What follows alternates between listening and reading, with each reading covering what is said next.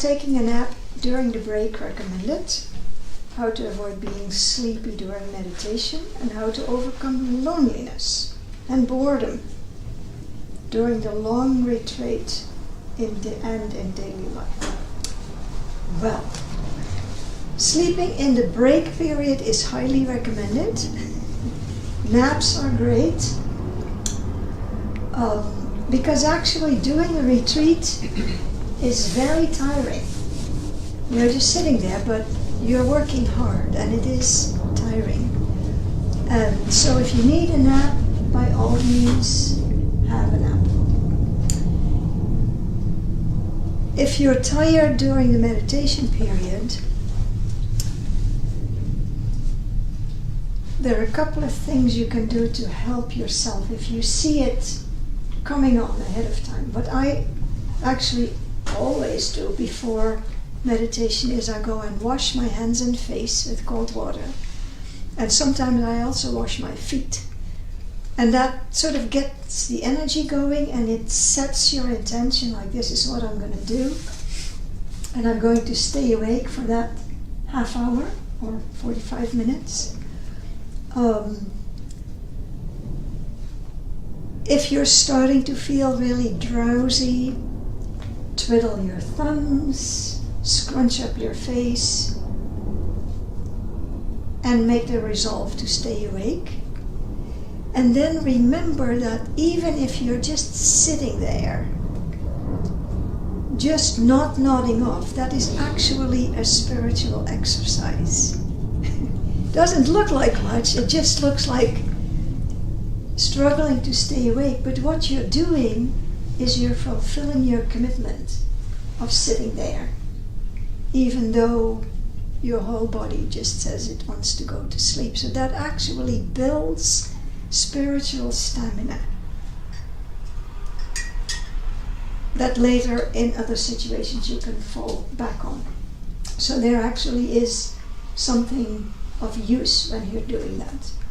And if you're really just absolutely too tired, then maybe you just need to go to bed. Boredom is another thing. If you're really paying attention, you will not be bored. I used to get bored a lot when I was young. I had a very vivacious mind and I would read stuff and learn stuff and do stuff, and then once I sort of knew it, I'd get bored with it. And then I want to do something else and pick up another interest. Until one day I sat down in front of a wall and somebody told me to pay attention to my mind, and I've never been bored since. Never ever. And when life is quiet, I love it. I enjoy the quiet, the peacefulness, the simplicity. That doesn't happen all that often, and I appreciate it. And that's completely different from boredom. I think boredom is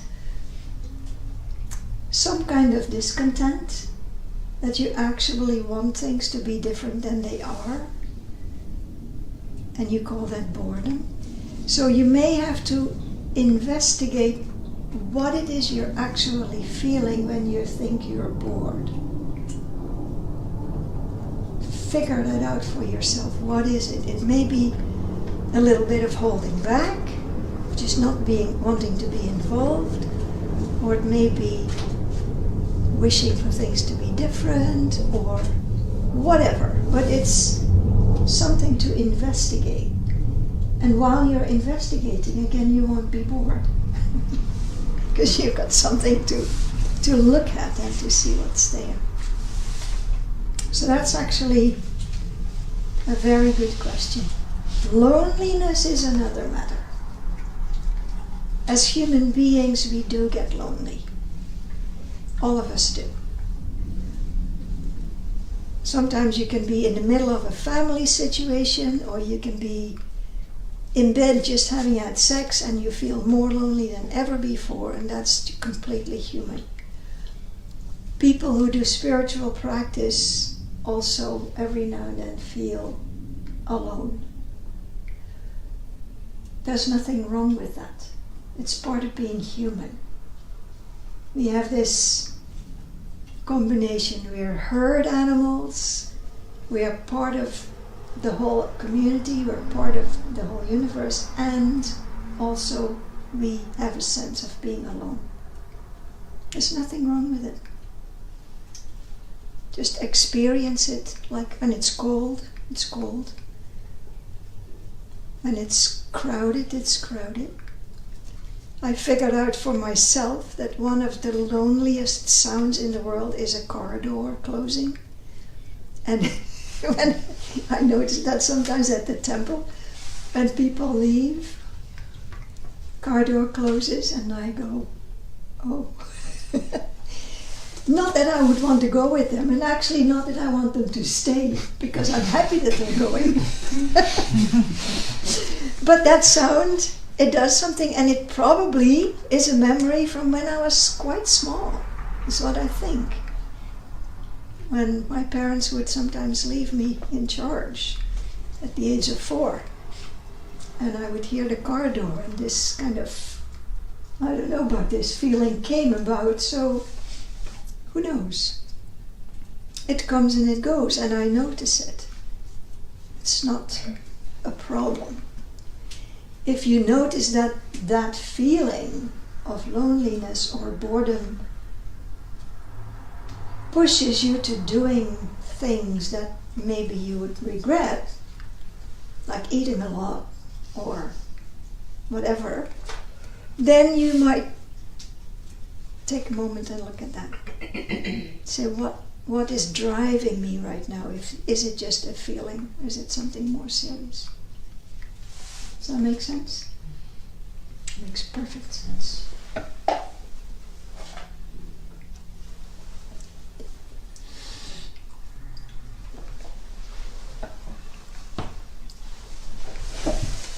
I'm just going to do them as they come in.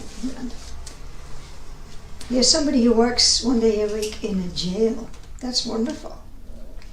However, when they come home, they're exhausted. So yeah, that is a problem. Always absorbing the energy of the facility and the inmates that you work with is a little bit less than ideal. And you do need to protect yourself from that happening, because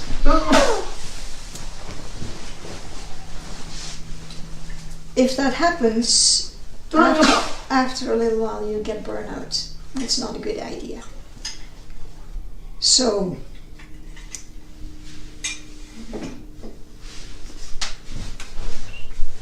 there are a few sort of more personal things that whoever this is, I wouldn't mind speaking with you privately if you want to do that.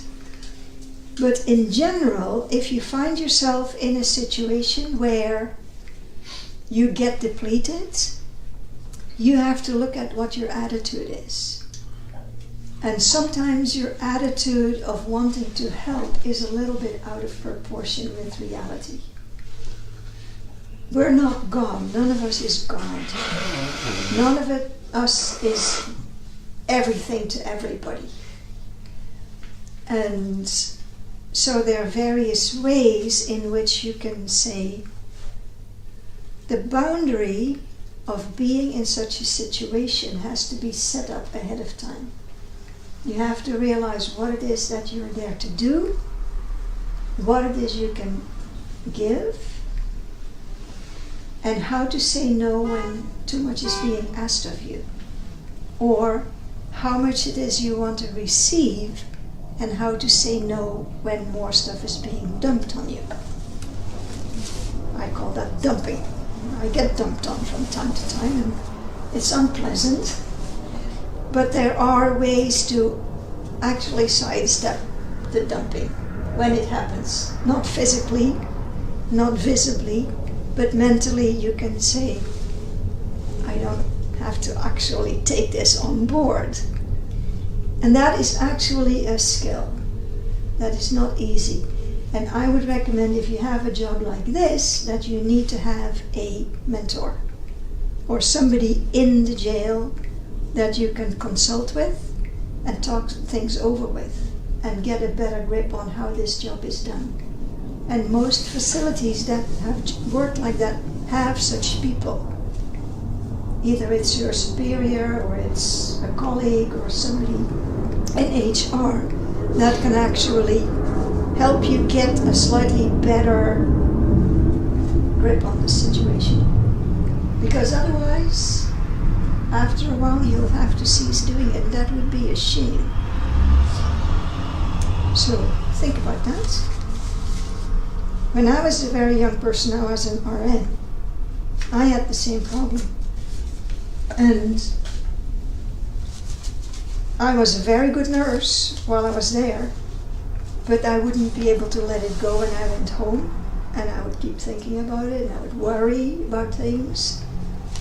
And then I started to notice that no matter how good of a nurse I was, people kept on dying. That was really frustrating. And because I did not have a spiritual practice, I thought it all began and ended with me. And one of my superior bosses, nurses, she noticed that pretty quickly, and she talked to me. She sat me down and she said, "You have to change your attitude, because if you keep this up, you'll just not last." And that was really good advice.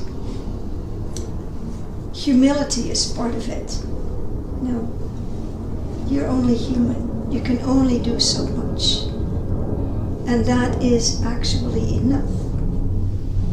It's the wonderful thing that whatever we give, even though it's little, it is enough. And everybody else has to do their own part. Sick people have to do their own part. They're going to get sick and die. That's really not anybody else's job. Prisoners have to sit out their stuff and come to grips with it.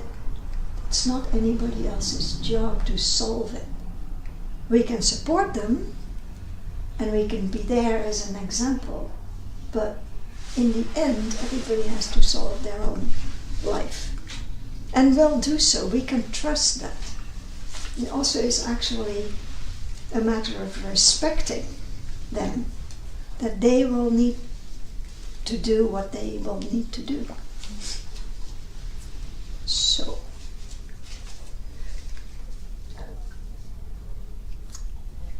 my maternal grandmother died when my mum was 2. So that's her mother. That's your mother's mother died when she was 2. In times of deep concentration, I feel my grandmother's presence. Is this possible, or am I kidding myself? It's certainly possible. Why wouldn't it be?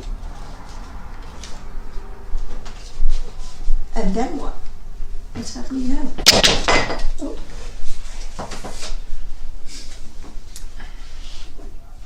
Anything's possible, pretty much. And if it's a supportive presence, then be grateful for it. Don't grasp after it. Don't try to make it happen. Don't get into some manipulation of the situation. Enjoy it while it lasts. And if it isn't there, that is okay too.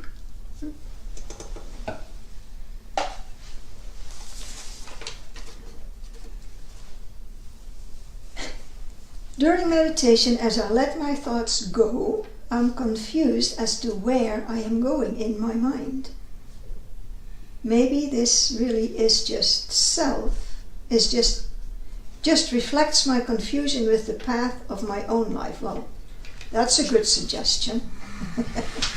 You don't know where you're going. There's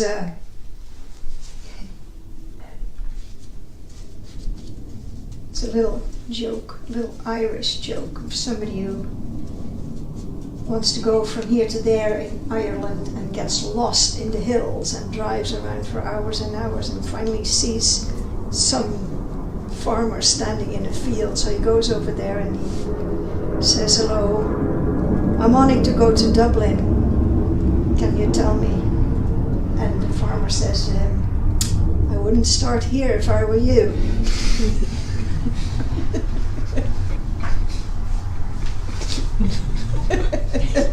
This is a deep joke, so it usually takes a few minutes to get people to laugh. But in spiritual practice,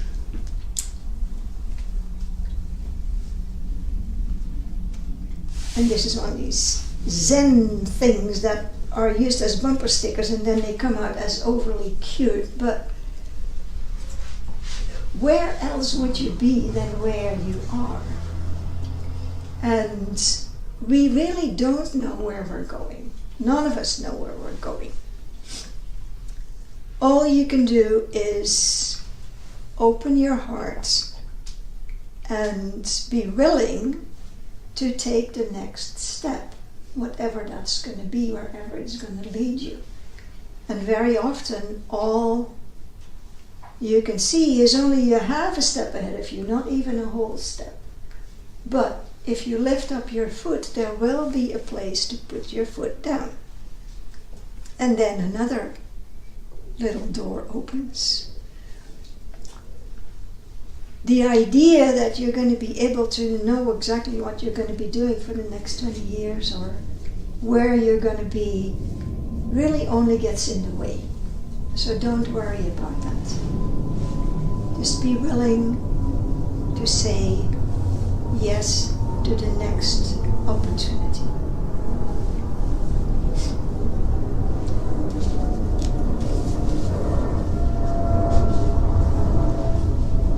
This is going on with a lot of people at the moment that I meet that are younger than 40 years old. There seems to be a pretty pervasive sense of confusion as to where they are going as individuals and where the world is coming to, and that's understandable.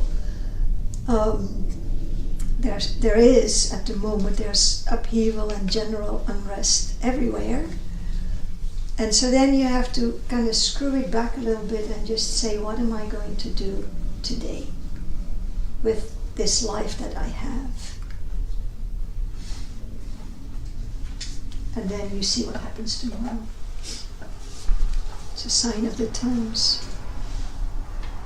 If everything lives in the reality of life, in Zen, what is the point of vow? Well, you need to read that book. The point of vow is that it helps you to give direction to your life without naming that direction in a concrete way. And that ties in with the previous question.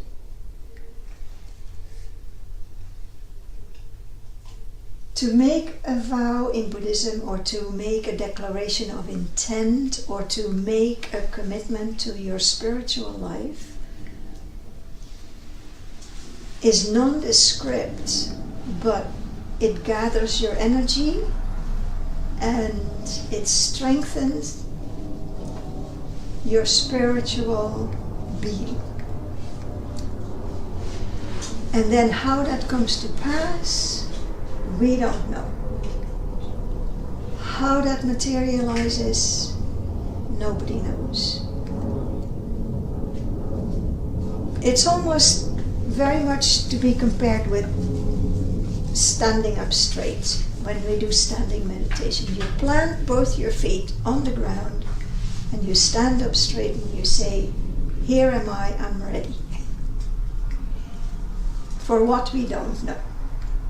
But when you do that, then whatever happens, you will meet adequately. And that's really what we do when we make a spiritual vow.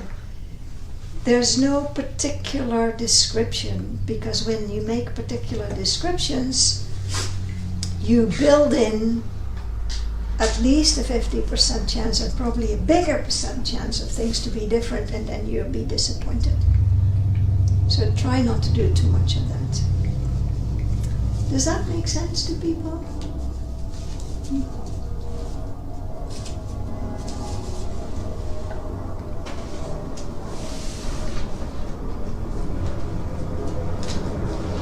The Buddha speaks a lot about effort. Does he speak a lot about effort? What is the effort that is made in Shikantaza? It's what's called the effortless effort in Zen. And it actually is the effort to be completely present, which is hard. It's hard work. If you do Zazen properly, it's actually hard work.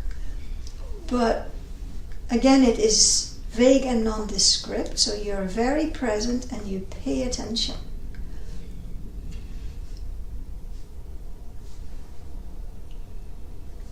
A friend of mine described it as, he's a birder. So he described it as, you know there's a very rare kind of bird in this particular forest and you want to see it. So you go and sit somewhere in a little open space in this forest. And then you have to pay attention. The bird isn't there, but you have to pay attention because any minute it might show itself. But you may have to sit there for days. And if you doze off, or you start reading a book, or you start fidgeting around, then you actually lose your attention. And to be focused on this thing that isn't there yet, that is the hard part. But that's really what you do when you sit Zazen. You're open, or you listen to something that isn't there yet. Those of you who have had a baby, or a pet maybe that you were looking after at some point, you might know what that's like to sit in a room and keep one ear out for when the baby wakes up. You're not going to make any noises, you're not going to wake it up, but you're alert for that moment, and then when it happens, you're there. See what I mean? It's difficult. But that's what it is. It's actually, it has that same kind of loving attentiveness to it that birding or babies or any of those things would have. It's a loving attentiveness and a quietness and a willingness for it to take as long as it takes. Just be there. Just be present.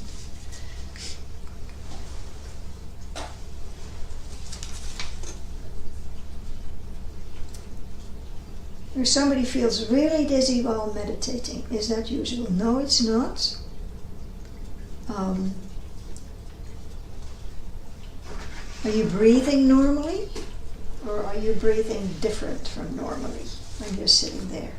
Because that might be part of it. If you're breathing too shallow or something, that might make you dizzy. Other than that, I wouldn't know what would do that, so come talk to me afterwards. Maybe your posture is a little off. Let's see. Do I have any advice on how to be less judgmental? Yeah, be less judgmental. That's the best advice I can give you. And don't be judgmental about how judgmental you are, because that's another one where you just pile one brick on top of the other. And if you can only just be a little bit less, that's good. The next time you catch yourself, you're a little bit less, that's good. And that's that's how you do it. You just do it.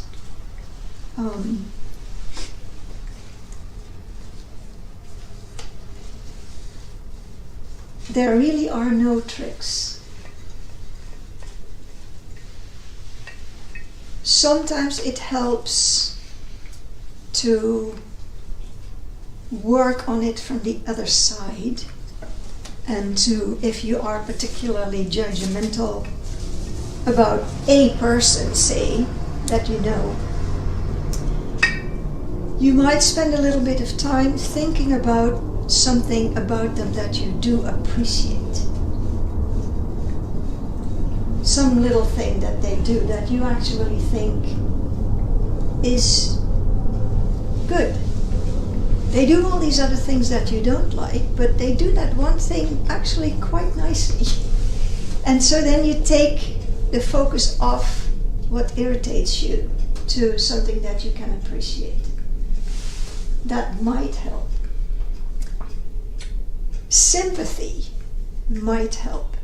And you might realize when you look at them that the reason why you're judgmental about somebody else, is because they're actually doing something you do too. That's often what makes us critical, if we recognize it. So then you go, and why do I do that? Well, when I'm fearful I do that, or when I'm confused I do that. And so then you have a little sympathy for the other person that is doing this thing that you feel so strong about. But really, in the end, what you just have to do to yourself is say, that's not necessary. It's just not necessary. And if every time you look at them you get judgmental, don't look at them. Just don't.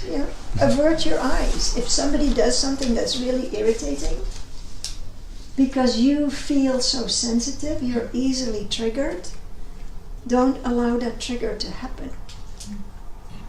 And that can be a very simple solution. But mostly, how to purify thoughts.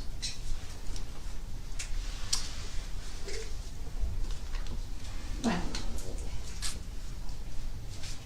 that's a little mysterious to me. Are you having dirty thoughts?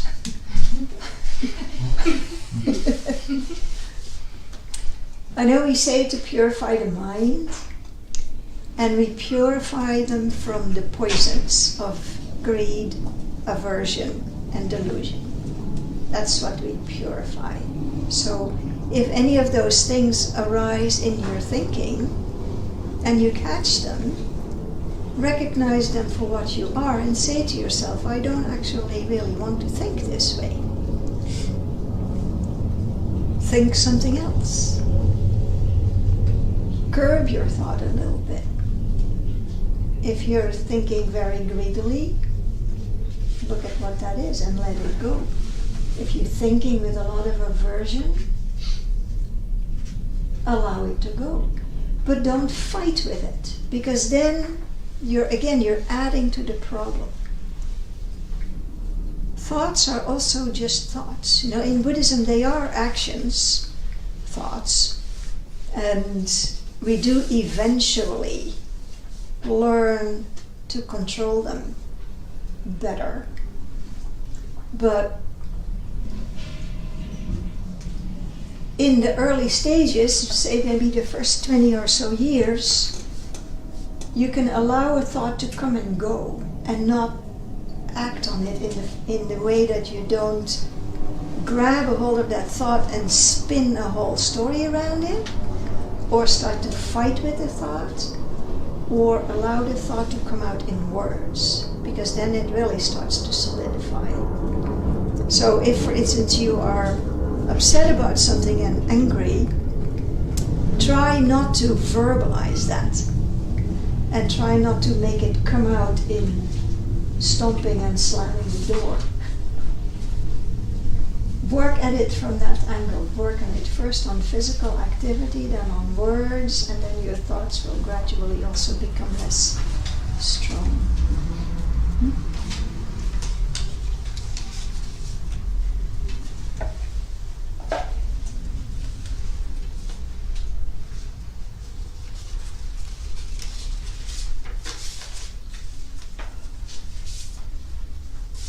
Here's an interesting note. It's written in red. It's a little annoyance here. Just sitting seems like just daydreaming, or just spacing out, or just wasting time. What am I missing here? That sounds like somebody is really frustrated. I just addressed that actually when I was talking about the little bird, right? That you're bird watching. So you're not daydreaming and you're not spacing out and you're not wasting time. But if you are, maybe Zazen is not for you. That is also possible.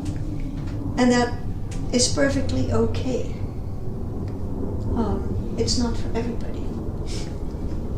So I answered that. Does anybody still want to comment?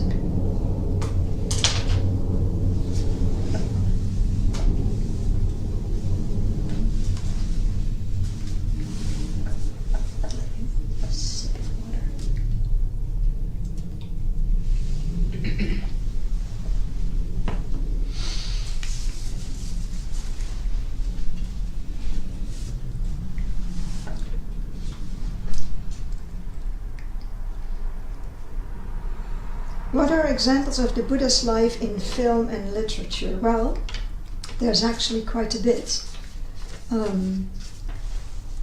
There are the actual stories of the life of the Buddha that are in the suttas. I think you'd be able to point people to that. There's a book that I've always liked quite a lot, which is called...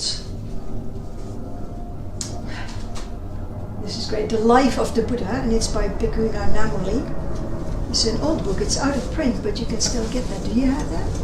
Do you know of it? Might. I know of it. I'm not sure we have it here, though. I like it. It's kind of got the stories of the original suttas, and it has it sort of grouped in old age and teaching and life rules and stuff like that. So it's fairly easy to read. There's books in the Western literature about the Buddha, and there's a PBS documentary that came out a couple of years ago that's called The Buddha. It's about 2.5 hours long, and it's really quite beautiful and very nice. And it has Western teachers in various Buddhist traditions sort of commenting on it, and it's a...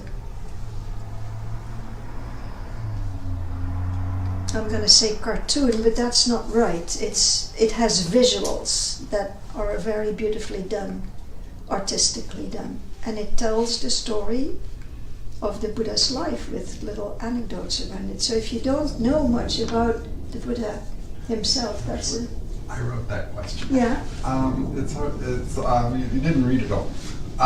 See, I referred to Jesus' example because Braveheart, many movies of getting disciples, defying authority, dying for that, and then being reborn is the essence of the Christ story, not his teaching, but just the essence. So I was wondering, in popular film and popular movies, what is the essence of the Buddha's life, of how the Buddha gathered teachers and brought about a teaching in a dramatic form that's in a pop culture of pop. You may not even know film. I was going to say, I have absolutely no idea. But I mean, even, well, I don't know if Bante knows film, but I mean, television and film, like they borrow all the time on Christian values and put that into dozens and dozens of films. So I had to go to Catholic school and you learned it. But I was wondering if into popular culture they put Buddhism embedded into the story. Well, not like the life himself and what he taught and what he taught the monks here and there in India, but the dramatic story of the dramatic essence of his life. Yeah, I wouldn't know. So if you find one, let us know. Do you know any of that? No, we don't. It may not be interesting enough, actually. Well, there's a fair amount of that in Asia. Is there? In languages other than English. Right. But there's... I can't think of anything in the Western cultural world. That's a good point, yeah. Maybe Buddhism just is not old enough in this country for that to have happened. You may have to wait 50 years or so. All right, wow. Yeah, for that to you know. I was hoping there'd be a good movie. The closest I can think of was a movie with Keanu Reeves that it actually was about a totally different story, but it's interleaved with these little episodes from the Buddha's life. Keanu Reeves plays the Buddha, which is highly amusing. I don't remember what it's called. I just remember that it was Keanu Reeves, and it featured like little bits of the Buddha's life. Right. It's just called Little Buddha. Oh, you know the one? Yeah, Okay. I remember it. Yeah. You don't seem excited about it. It wasn't that great. Yeah, it It wasn't. was okay, but it was nothing spectacular. Yeah, it was not a critical favorite. Yeah, so sorry.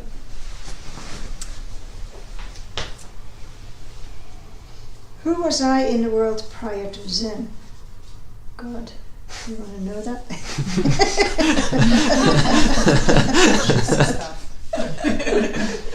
Oh, okay, well, let's think about that for a bit. In Christianity and 12-step programs, there are no victims, only volunteers. And Jesus lets us into paradise as he forgives all sin. So, what's the question? That doesn't have a question mark.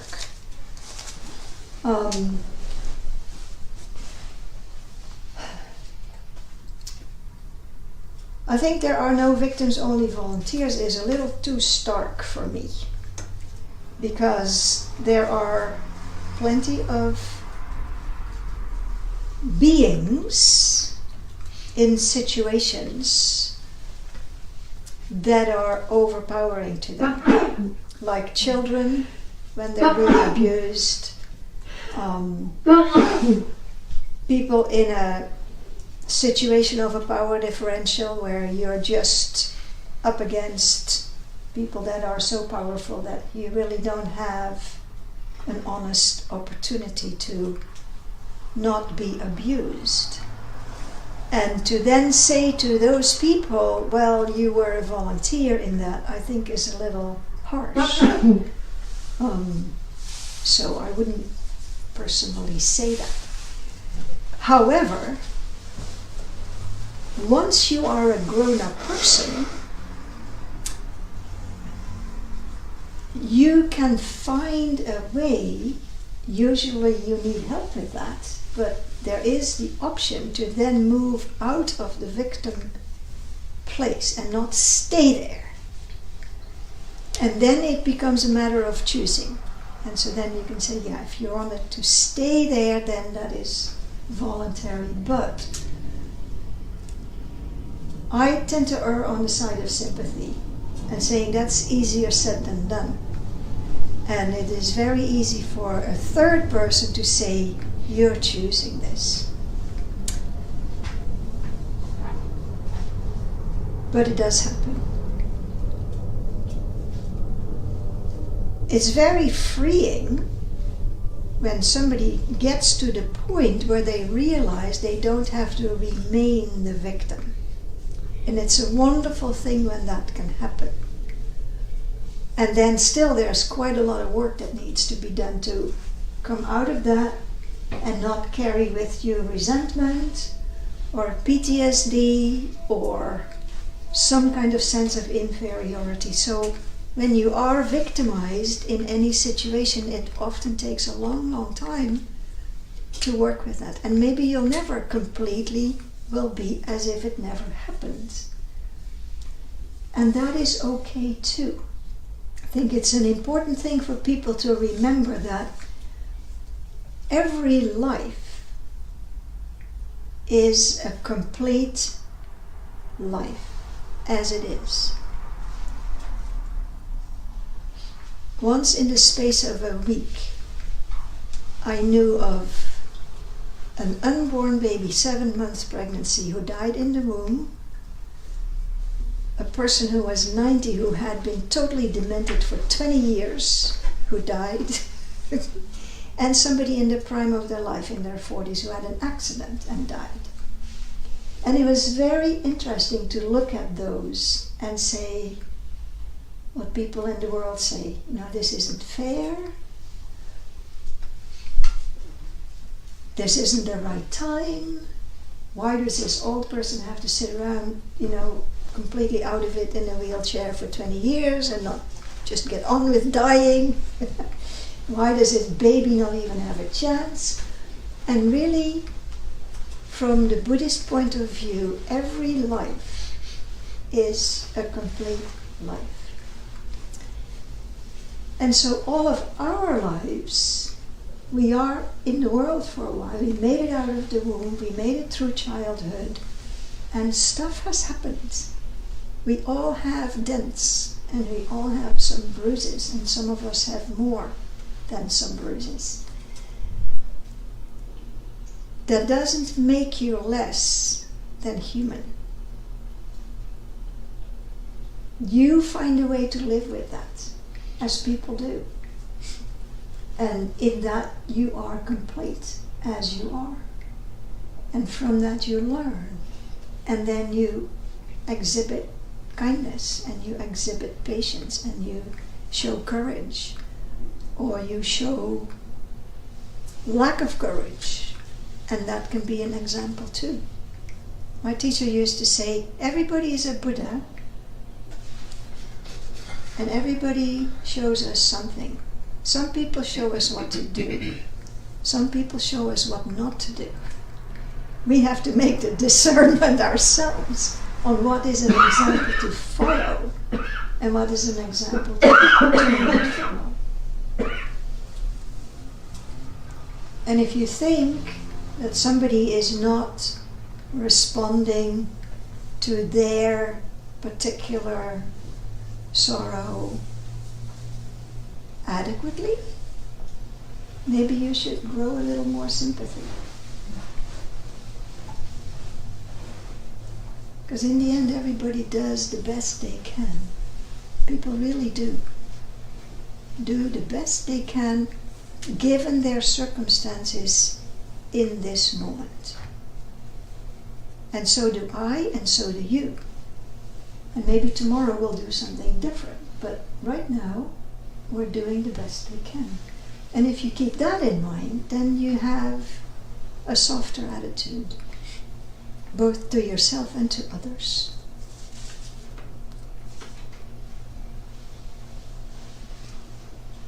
Now, this business about getting into paradise, I don't really want to address that because I don't do comparative religion. And if that is something people believe, then if it helps them get through life, it's fine by me. I don't really have anything to say about that. Okay. What's the question, Phoebe? It's not a question. It says Jesus lets us into paradise as he forgives all sin. So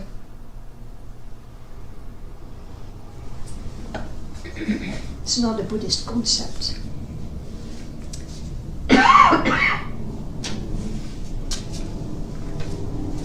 Vow is faith.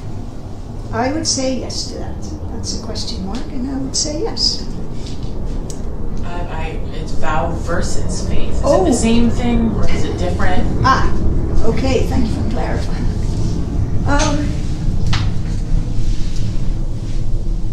One partakes of the other.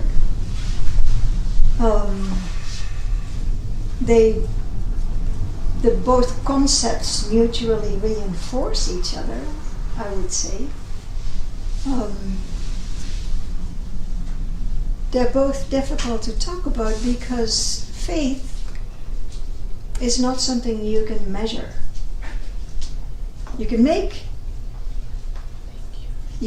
a vow, you can verbalize a vow, and that takes faith to do. And maybe that's an expression of your faith. Faith is really only there when you act on it, right? You can't say, I'm going to start a spiritual practice once I have a little faith.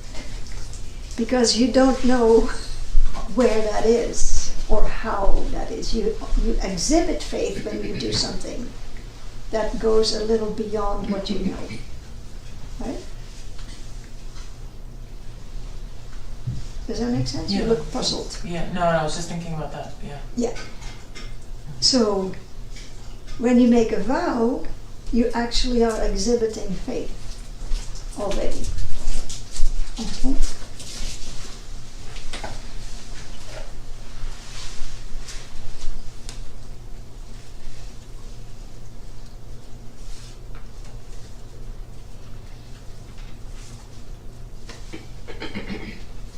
Okay, it's 7:45.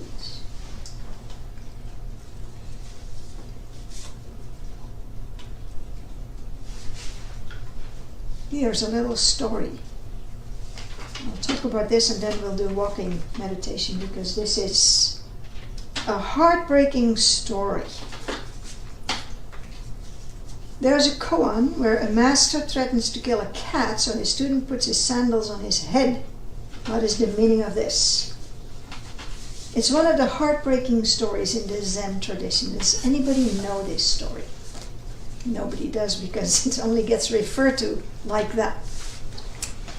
It's a story that is true. It happened. And it's a story in which everybody does something really dumb. Everybody in the story does something really dumb. And it always reminds me of a movie that I saw once, which I've seen a lot of times. It's called Paris, Texas. It's an old movie. It's a very sad and complicated love story, and everybody in the movie, everybody who walks through it, does an act of kindness. It's well worth watching with that in mind, because even just like the gas pump person that only appears for 2 seconds does an act of kindness in this movie. Anyway, the story that they're talking about is the story of a Zen teacher whose name was Nansen. And he must have been a reasonable teacher. He had a bunch of students, and he must have done other things, but the only thing we remember about him is this one little story where he lost it.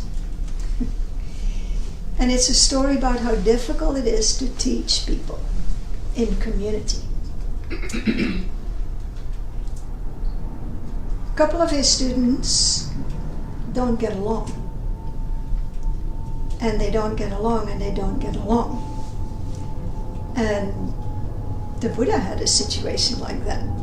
It's called the quarrel of Kosambi, where the monks just don't get along. And the Buddha tries a few times to get them to shape up, and in the end he leaves.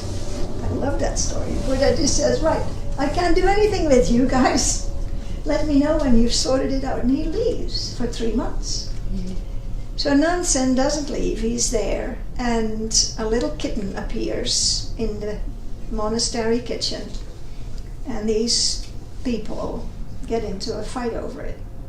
They want it, or they want to feed it, or they don't want it in the kitchen, or whatever is going on. This little kitten becomes the focus of their not getting along. And so Nansen comes around, and this is in the kitchen, and he tries to make people see reason and to stop the fighting, and they won't. And then he grabs his kitchen knife and he says, well, if you can't come to an agreement over this kitten, I'm just gonna chop it in half, and then each party will have a bit. Can anybody say something? Or I'll do this. And everybody stands there in total shock, and he goes bonk, and he kills the cat.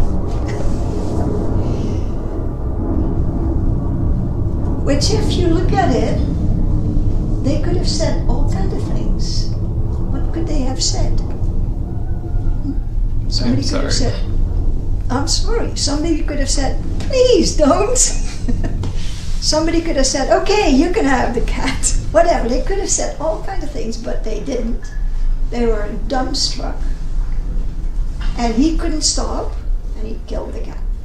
So he felt terrible. And then he goes to his room, and there's his oldest student, who's really one of his confidants, and he tells him the story. He says, now, this thing happened this afternoon and I feel so bad. You know, I just lost it and I killed this cat. And his student, instead of offering some sympathy,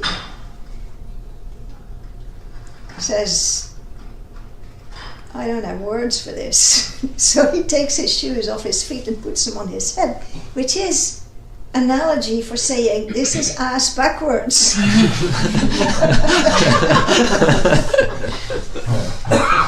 And he leaves. So poor Nansen, there he is. You know, this is unfortunate. And now, 800 years later, we're still talking about this man. But the story has been repeated because it is to show us that no matter how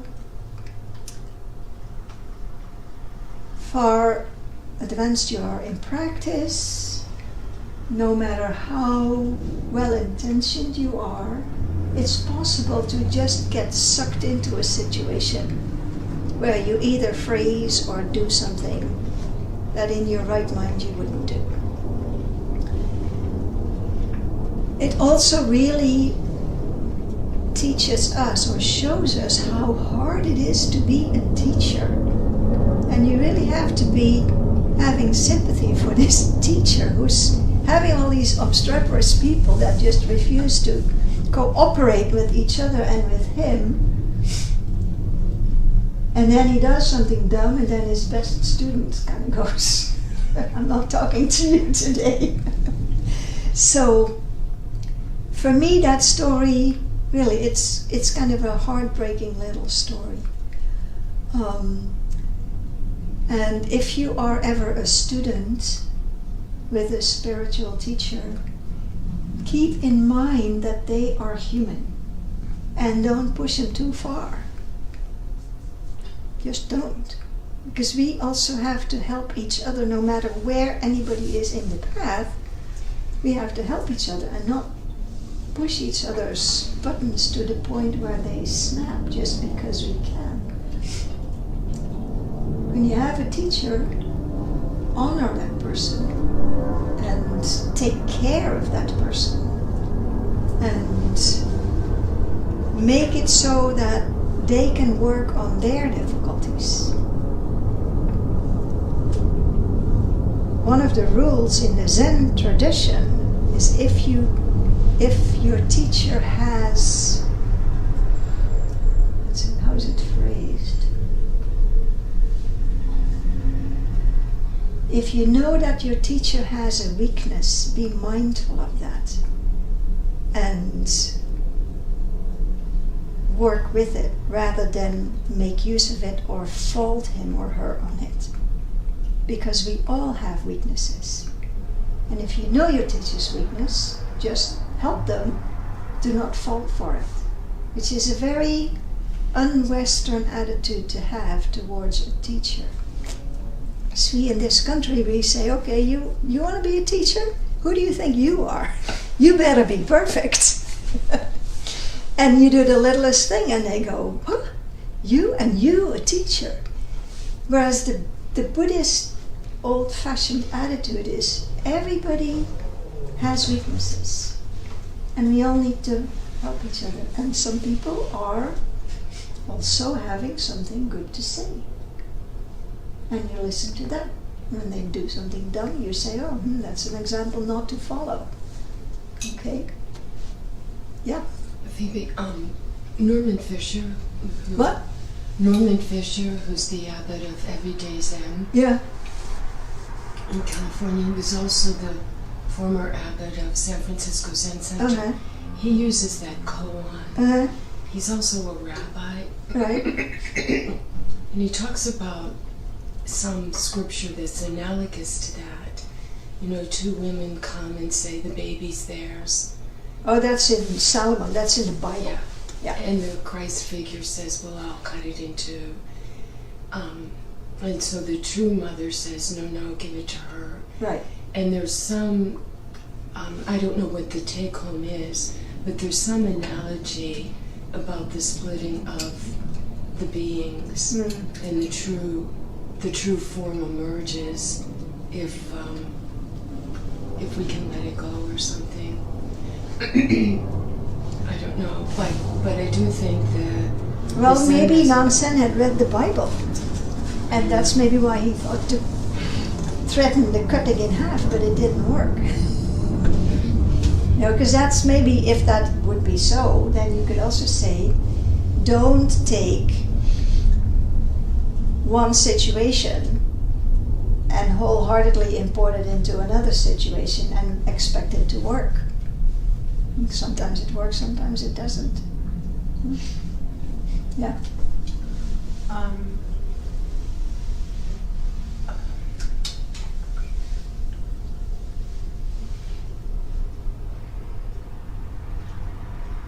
I'm trying to have radical empathy Mm-hmm. for somebody that I care about very deeply. Yeah.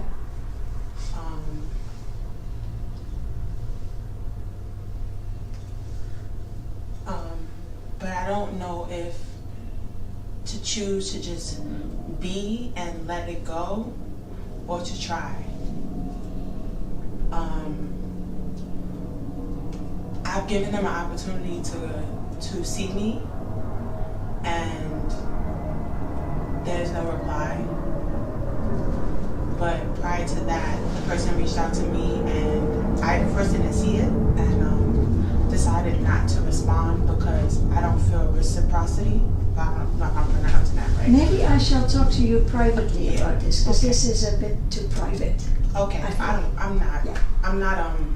I'm not scared to be open, honestly. No, I understand that, but I would prefer to do it more privately, and we can do it tomorrow after lunch. That'd be okay? That'd be great. Good. So let's take a break and do some walking now.